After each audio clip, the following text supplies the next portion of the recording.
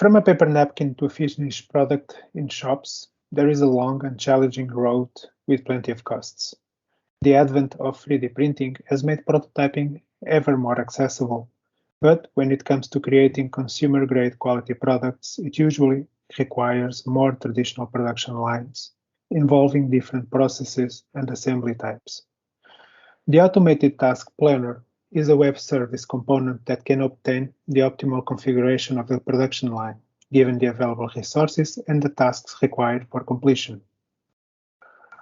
André will now talk about the Automated Task Planner and how it can be used. André? Thank you, Nuno. The Automated Task Planner is a server application available through a REST API. What you're seeing right now is a graphical interface for the visualization of the factory configuration and the tasks. The ATP is very easy to use. It requires a very easy to make input, which is an Excel file that contains all the information regarding the factory, the resources, and the required tasks. After importing,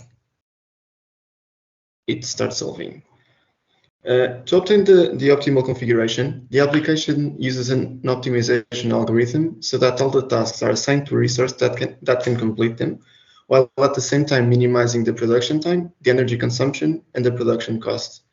This is done by minimizing the time between tasks and when changing between production lines.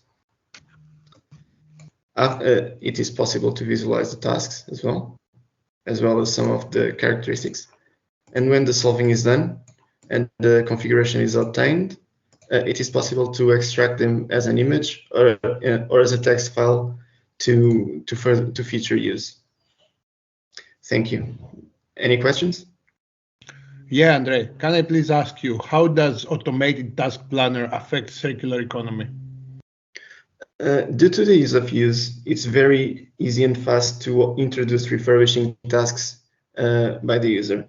It's also very possible to remove tasks that are obsolete because of parts from previous products that can still be used. Of course, this is all done without stopping the production line because this service can be done online and while the previous production line is still functioning.